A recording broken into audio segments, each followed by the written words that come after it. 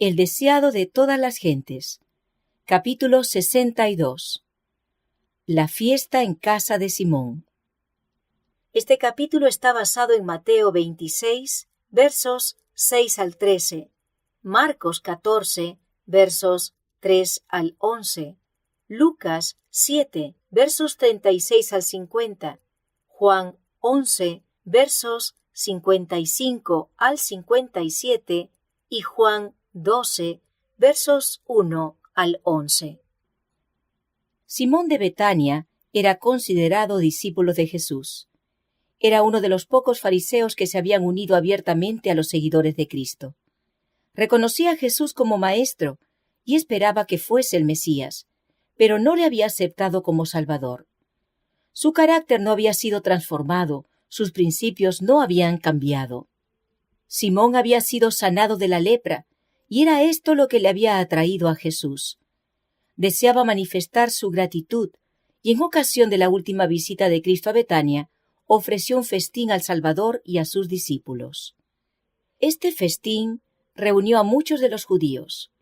Había entonces mucha excitación en Jerusalén. Cristo y su misión llamaban la atención más que nunca antes. Aquellos que habían venido a la fiesta vigilaban estrechamente sus movimientos, y algunos con ojos inamistosos. El Salvador había llegado a Betania solamente 6 días antes de la Pascua, y de acuerdo con su costumbre, había buscado descanso en la casa de Lázaro. Los muchos viajeros que iban hacia la ciudad difundieron las noticias de que él estaba en camino a Jerusalén y pasaría el sábado en Betania. Había gran entusiasmo entre la gente.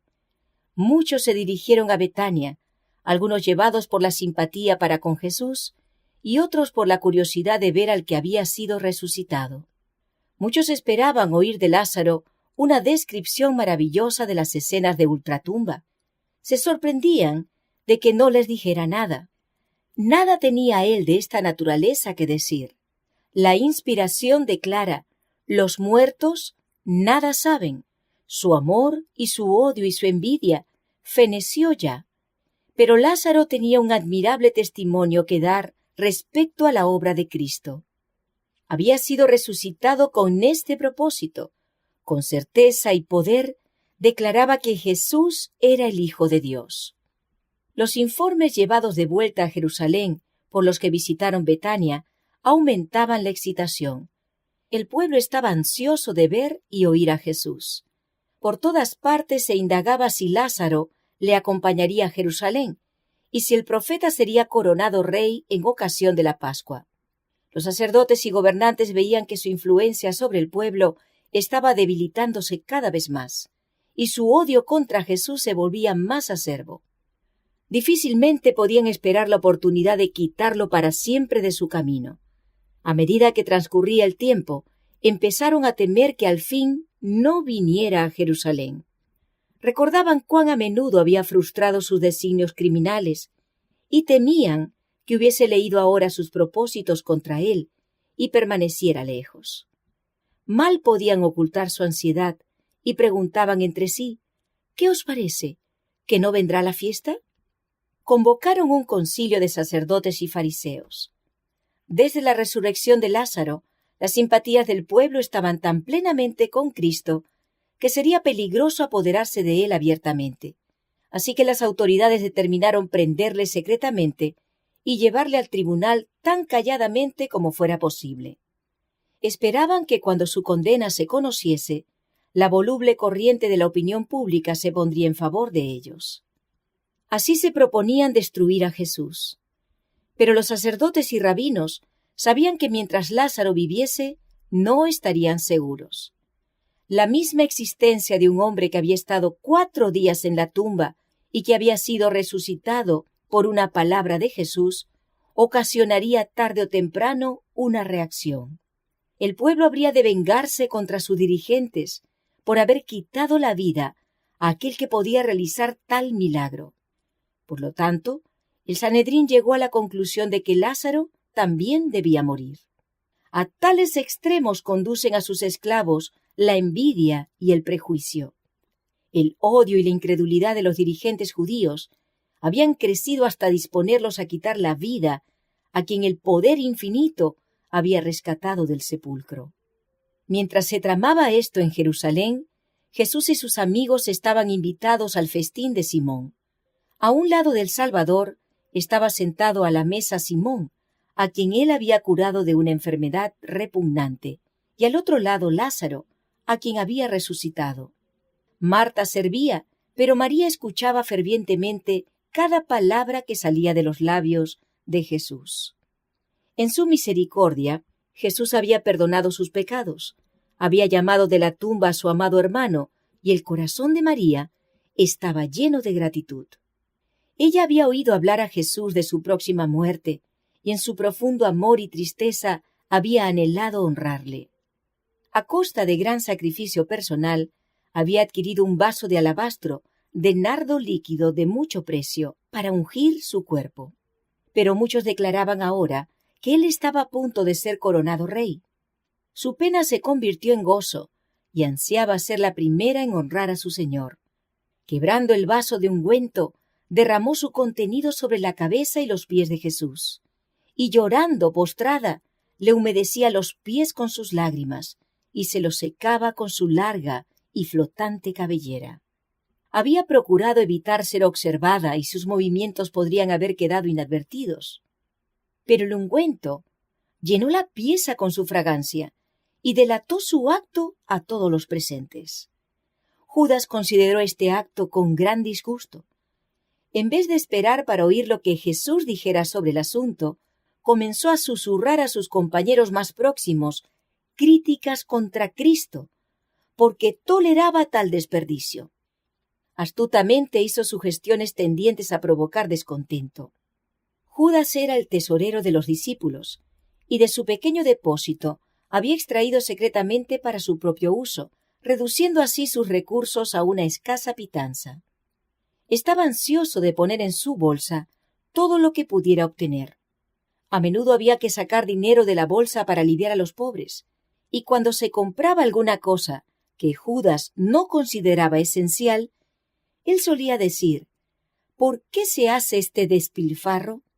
¿Por qué no se coloca el costo de esto en la bolsa que yo llevo para los pobres?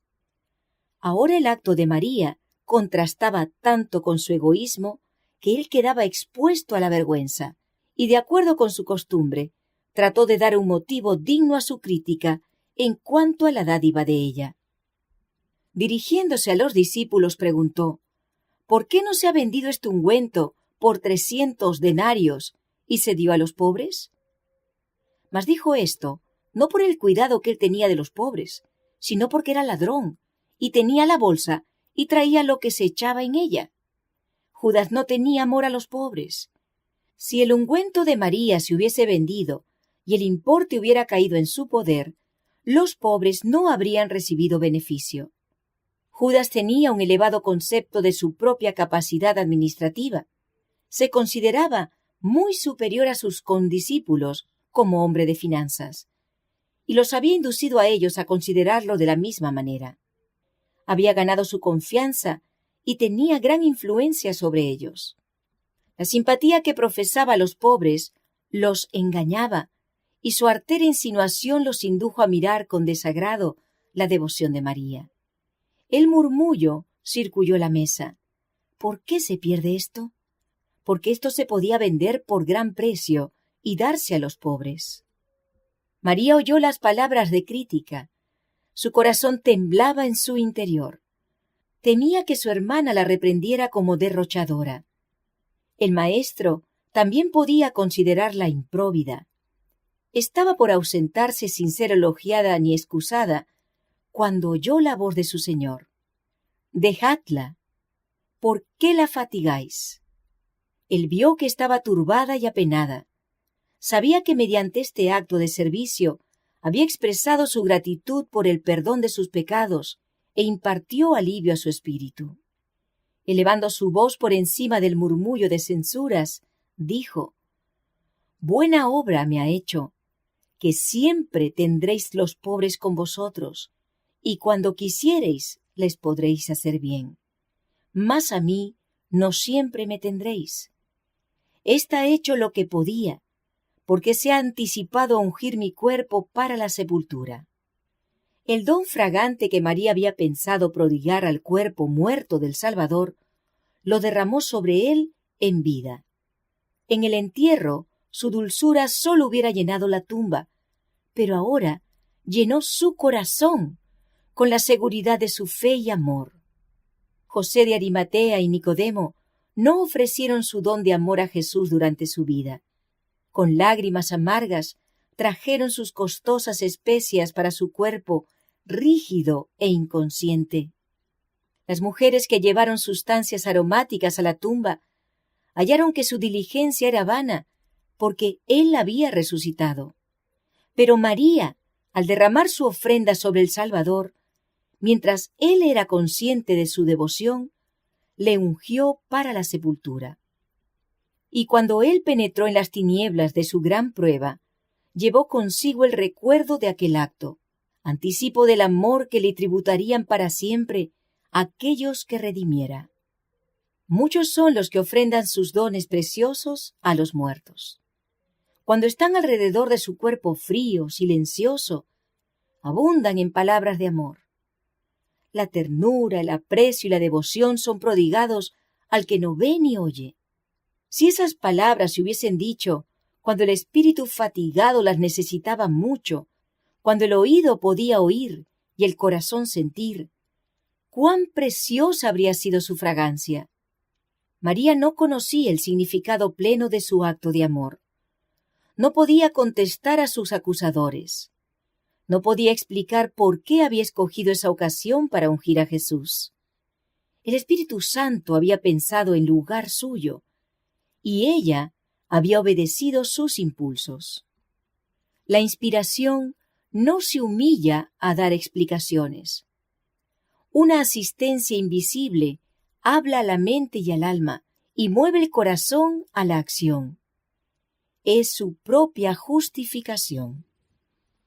Cristo le dijo a María el significado de su acción, y con ello le dio más de lo que había recibido.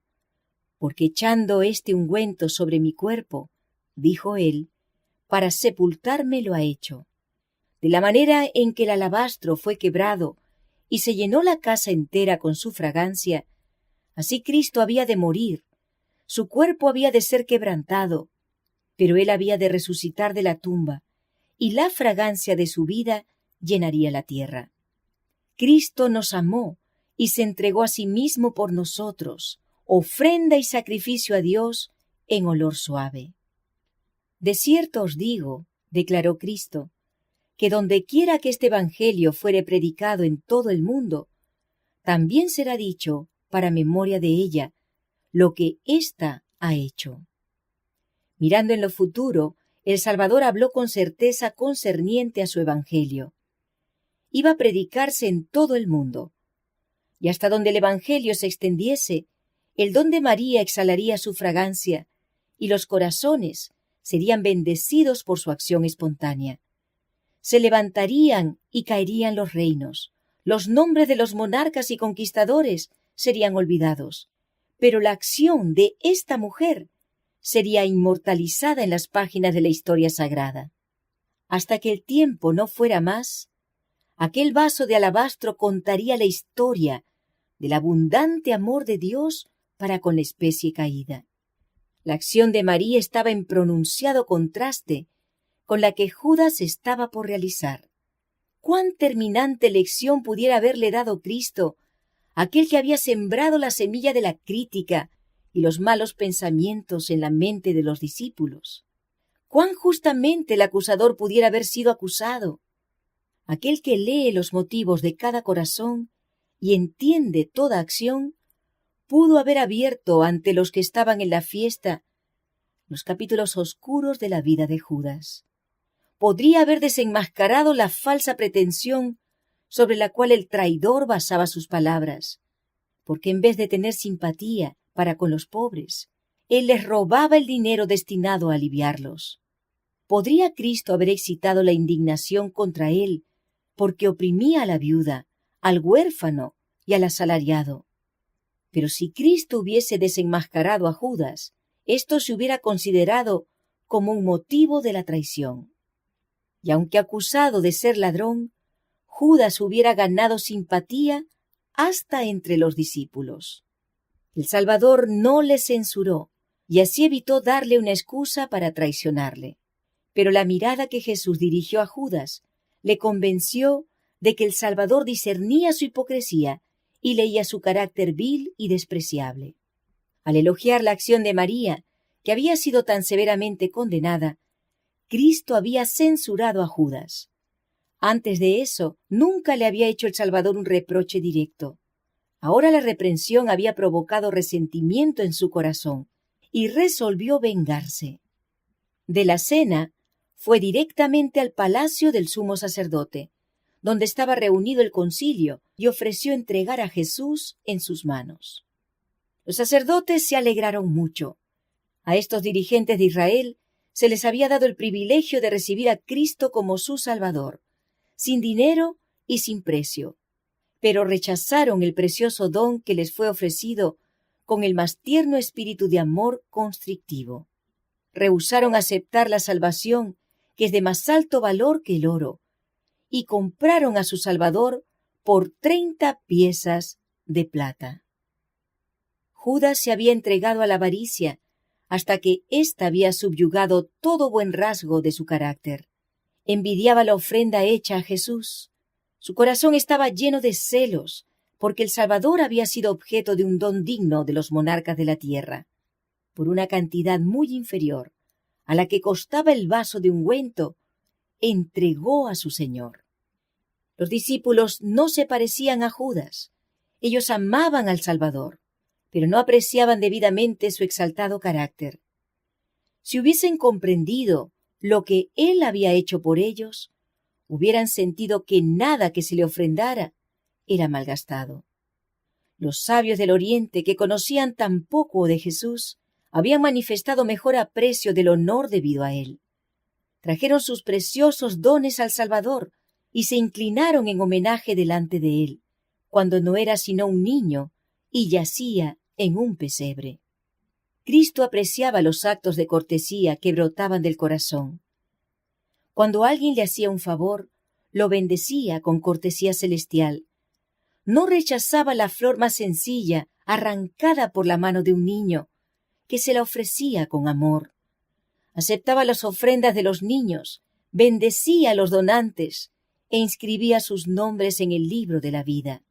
En las Escrituras se menciona el ungimiento de Jesús por María para distinguirla de las otras Marías. Los actos de amor y reverencia para con Jesús son una evidencia de la fe en Él como Hijo de Dios. Y el Espíritu Santo menciona, como evidencia de la lealtad de una mujer a Cristo, si ha lavado los pies de los santos, si ha socorrido a los afligidos, si ha seguido toda buena obra. Cristo se deleitó en el ardiente deseo de María de hacer bien a su Señor. Aceptó la abundancia del afecto puro, mientras que sus discípulos no lo comprendieron ni quisieron comprenderlo. El deseo que María tenía de prestar este servicio a su Señor era de más valor para Cristo que todo el ungüento precioso del mundo, porque expresaba el aprecio de ella por el Redentor del mundo. El amor de Cristo la constreñía. Llenaba su alma la sin par excelencia del carácter de Cristo. Aquel ungüento era un símbolo del corazón de la donante. Era la demostración exterior de un amor alimentado por las corrientes celestiales hasta que desbordaba. El acto de María era precisamente la lección que necesitaban los discípulos para mostrarles que la expresión de su amor a Cristo le alegraría. Él había sido todo para ellos, y no comprendían que pronto serían privados de su presencia, que pronto no podrían ofrecerle prueba alguna de gratitud por su grande amor. La soledad de Cristo, separado de las cortes celestiales, viviendo la vida de los seres humanos, nunca fue comprendida ni apreciada por sus discípulos como debiera haberlo sido. Él se apenaba a menudo porque sus discípulos nunca le daban lo que hubiera debido recibir de ellos. Sabía que si hubiesen estado bajo la influencia de los ángeles celestiales que le acompañaban, ellos también hubieran pensado que ninguna ofrenda era de suficiente valor para manifestar el afecto espiritual del corazón. Su comprensión posterior les dio una verdadera idea de las muchas cosas que hubieran podido hacer para expresar a Jesús el amor y la gratitud de sus corazones mientras estaban junto a Él. Cuando ya no estaba con ellos y se sintieron en verdad como ovejas sin pastor, empezaron a ver cómo hubieran podido hacerle atenciones que hubieran infundido alegría a su corazón. Ya no cargaron de reproches a María, sino a sí mismos. Oh, si hubiesen podido recoger sus censuras, su presentación del pobre como más digno del don que Cristo. Sintieron el reproche agudamente cuando quitaron de la cruz el cuerpo magullado de su Señor. La misma necesidad es evidente en nuestro mundo hoy. Son pocos los que aprecian todo lo que Cristo es para ellos. Si lo hicieran, expresarían el gran amor de María, ofrendarían libremente el ungüento y no lo considerarían un derroche. Nada tendrían por demasiado costoso para darlo a Cristo. Ningún acto de abnegación o sacrificio personal les parecería demasiado grande para soportarlo por amor a Él. Las palabras dichas con indignación, ¿por qué se pierde esto?, recordaron vívidamente a Cristo el mayor sacrificio jamás hecho, el don de sí mismo en propiciación por un mundo perdido. El Señor quería ser tan generoso con su familia humana que no pudiera decirse que Él habría podido hacer más. En el don de Jesús, Dios dio el cielo entero. Desde el punto de vista humano, tal sacrificio era un derroche desenfrenado. Para el raciocinio humano, todo el plan de la salvación es un derroche de mercedes y recursos. Podemos ver abnegación y sacrificio sincero en todas partes. Bien pueden las huestes celestiales mirar con asombro a la familia humana que rehúsa ser elevada y enriquecida con el infinito amor expresado en Cristo. Bien pueden ellas exclamar, ¿por qué se hace este gran derroche? Pero la propiciación para un mundo perdido había de ser plena, abundante y completa.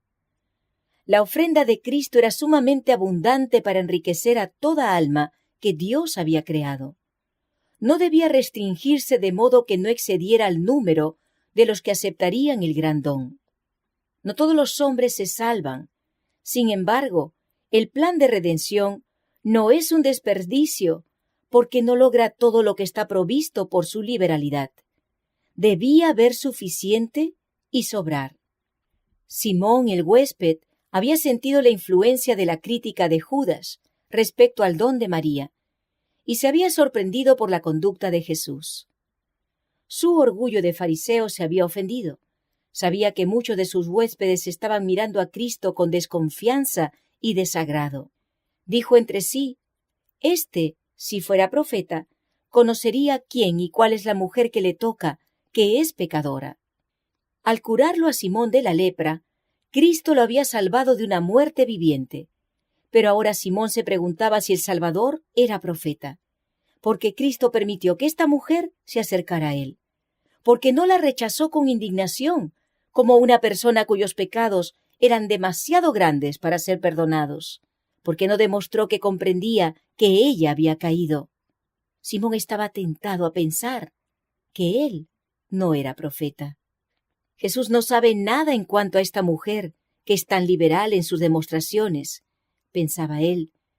De lo contrario, no permitiría que le tocase. Pero era la ignorancia de Simón respecto a Dios y a Cristo lo que le inducía a pensar así. No comprendía que el Hijo de Dios debía actuar como Dios, con compasión, ternura y misericordia. El plan de Simón consistía en no prestar atención al servicio de penitencia de María. El acto de ella de besar los pies de Cristo y ungirlos con ungüento era exasperante para su duro corazón, y pensó que si Cristo era profeta, debería reconocer a los pecadores y rechazarlos. A estos pensamientos inexpresados contestó el Salvador: Simón, una cosa tengo que decirte. Un acreedor tenía 2 deudores. El uno le debía 500 denarios y el otro 50. Y no teniendo ellos de qué pagar, perdonó a ambos. Di pues, ¿cuál de estos le amará más? Y respondiendo Simón dijo, pienso que aquel al cual perdonó más. Y él le dijo, rectamente has juzgado. Como Natán con David, Cristo ocultó el objeto de su ataque bajo el velo de una parábola. Cargó a su huésped con la responsabilidad de pronunciar sentencia contra sí mismo. Simón había arrastrado al pecado a la mujer a quien ahora despreciaba. Ella había sido muy perjudicada por él. Por los dos deudores de la parábola estaban representados Simón y la mujer. Jesús no se propuso enseñar qué grado de obligación debían sentir las dos personas, porque cada una tenía una deuda de gratitud que nunca podría pagar. Pero Simón se sentía más justo que María, y Jesús deseaba que viese cuán grande era realmente su culpa. Deseaba mostrarle que su pecado superaba al de María, en la medida en que la deuda de 500 denarios excedía a la de 50. Simón empezó ahora a verse a sí mismo desde un nuevo punto de vista. Vio cómo era considerada María por quien era más que profeta. Vio que con penetrante ojo profético Cristo había leído el corazón de amor y devoción de ella. Sobrecogido de vergüenza, comprendió que estaba en la presencia de uno que era superior a él. Entré en tu casa, continuó Cristo. No me diste agua para mis pies, pero con lágrimas de arrepentimiento, impulsada por el amor, María ha lavado mis pies y los ha secado con su cabellera. No me diste beso, mas ésta, que tú desprecias, desde que entré no ha cesado de besar mis pies. Cristo enumeró las oportunidades que Simón había tenido para mostrar el amor que tenía por su Señor y su aprecio de lo que había hecho en su favor. Claramente, aunque con delicada cortesía, el Salvador aseguró a sus discípulos que su corazón se apena cuando sus hijos dejan de mostrar su gratitud hacia Él con palabras y hechos de amor. El que escudriña el corazón leyó el motivo que impulsó la acción de María y vio también el espíritu que inspiró las palabras de Simón. ¿Ves esta mujer?, le dijo él.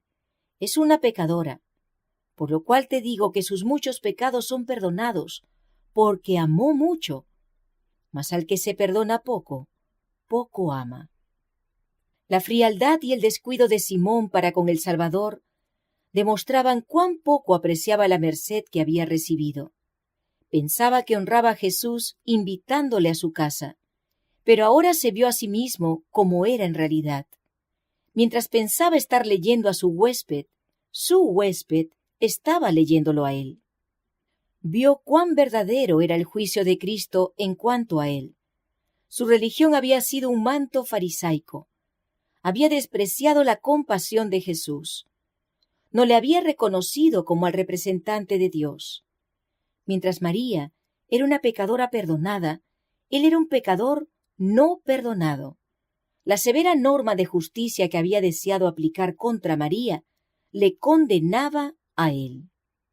Simón fue conmovido por la bondad de Jesús al no censurarle abiertamente delante de los huéspedes. Él no había sido tratado como deseaba que María lo fuese. Vio que Jesús no quiso exponer a otros su culpa, sino que por una correcta exposición del caso, trató de convencer su mente y subyugar su corazón, manifestando benevolencia. Una denuncia severa hubiera endurecido el corazón de Simón contra el arrepentimiento, pero una paciente admonición le convenció de su error. Vio la magnitud de la deuda que tenía para con su Señor.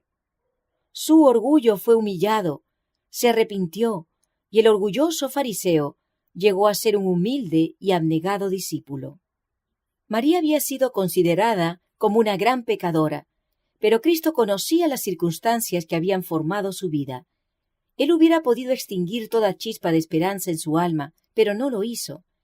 Era Él quien la había librado de la desesperación y la ruina. 7 veces ella había oído la reprensión que Cristo hiciera a los demonios que dirigían su corazón y mente. Había oído su intenso clamor al Padre en su favor. Sabía cuán ofensivo es el pecado para su inmaculada pureza, y con su poder ella había vencido. Cuando a la vista humana su caso parecía desesperado, Cristo vio en María aptitudes para lo bueno. Vio los rasgos mejores de su carácter. El plan de la redención ha investido a la humanidad con grandes posibilidades, y en María estas posibilidades debían realizarse. Por su gracia, ella llegó a ser participante de la naturaleza divina. Aquella que había caído y cuya mente había sido habitación de demonios, fue puesta en estrecho compañerismo y ministerio con el Salvador. Fue María la que se sentaba a sus pies y aprendía de él. Fue María la que derramó sobre su cabeza el precioso ungüento y bañó sus pies con sus lágrimas. María estuvo junto a la cruz y le siguió hasta el sepulcro. María fue la primera en ir a la tumba después de su resurrección. Fue María la primera que proclamó al Salvador resucitado. Jesús conoce las circunstancias que rodean a cada alma. Tú puedes decir, soy pecador, muy pecador. Puede serlo. Pero cuanto peor seas, tanto más necesitas a Jesús. Él no se aparta de ninguno que llora contrito. No dice a nadie todo lo que podría revelar, pero ordena a toda alma temblorosa que cobre aliento. Perdonará libremente a todo aquel que acuda a Él en busca de perdón y restauración. Cristo podría encargar a los ángeles del cielo que derramen las redomas de su ira sobre nuestro mundo, para destruir a aquellos que están llenos de odio contra Dios. Podría limpiar este negro borrón de su universo, pero no lo hace. Él está ahora junto al altar del incienso, presentando las oraciones de aquellos que desean su ayuda. A las almas que se vuelven a Él en procura de refugio, Jesús las eleva por encima de las acusaciones y contiendas de las lenguas. Ningún hombre, ni ángel malo puede acusar a estas almas. Cristo las une a su propia naturaleza divino-humana. Ellas están de pie junto al gran expiador del pecado, en la luz que procede del trono de Dios. ¿Quién acusará a los escogidos de Dios? Dios es el que justifica. ¿Quién es el que condenará? Cristo es el que murió. Más aún, el que también resucitó, quien además está a la diestra de Dios, el que también intercede por nosotros.